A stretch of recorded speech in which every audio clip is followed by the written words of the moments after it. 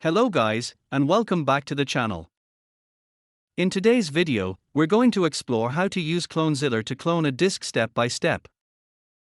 Disk cloning can be incredibly useful in a variety of situations. If you're upgrading your system from an old hard drive to a faster SSD, migrating your data to a larger drive, or just creating a full backup of your system for peace of mind, Clonezilla is a powerful tool that gets the job done, and it's completely free of charge. We'll walk through the entire process, from start to finish, using Clonezilla in a simple and practical way that anyone can follow. It's a really easy and even fun process once you get the hang of it, and by the end of this video, you'll have the confidence to do it yourself. If you find this video helpful, make sure to give it a thumbs up, and don't forget to subscribe to the channel for more tech tutorials and tips just like this. Let's get started. Visit clonezilla.org to download the ISO file you'll need for this process. There are a few different versions of the software available, but I'll be using the one listed here. The Plucky release is based on Ubuntu, while the stable release is based on Debian. Both are great options, so feel free to choose the one that best fits your needs or personal preference. For this demonstration, I'm going with the Plucky version. Once on the download page, make sure to change the file type to ISO, as this is the version we'll be booting from.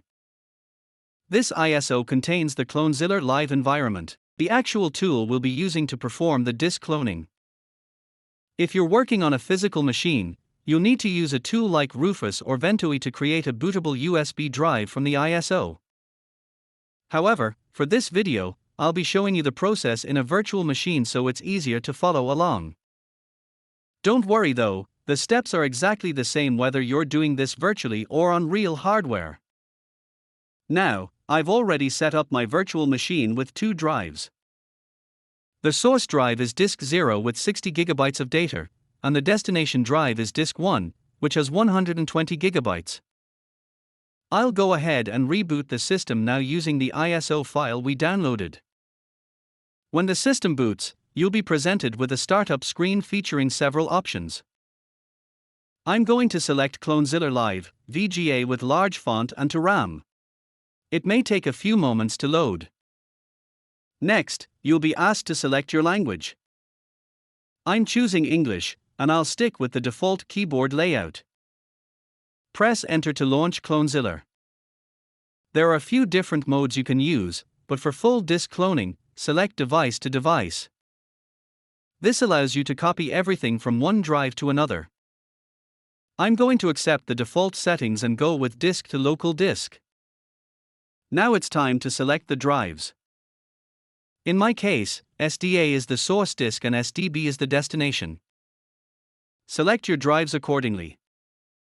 You can skip checking or repairing the source file system if you don't need it. I'm also using the K0 option to copy the partition table exactly as it appears on the source disk. You'll also have the option to log the cloning process. Feel free to enable that if you want a record. Finally, choose what to do once cloning is complete.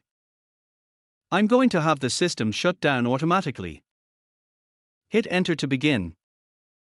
You'll need to confirm a few warning prompts, letting you know that all data on the destination disk will be overwritten. Once confirmed, Clonezilla will get to work. I'll speed this part up a bit for the sake of the video. After cloning finishes, the system will shut down.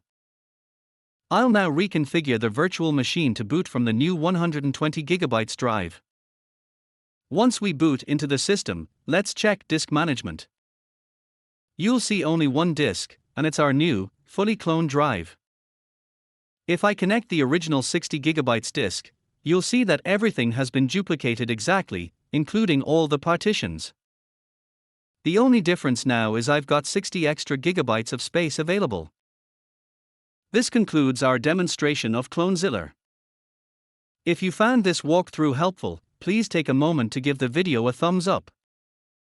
It really helps support the channel and lets me know you're enjoying this kind of content. And if you're into tech tutorials, system tools, or just love learning something new about computers, Make sure to subscribe and hit the notification bell so you don't miss any of the upcoming videos. I've got plenty more guides, tips, and deep dives coming your way. Thanks so much for watching, and I'll see you in the next one.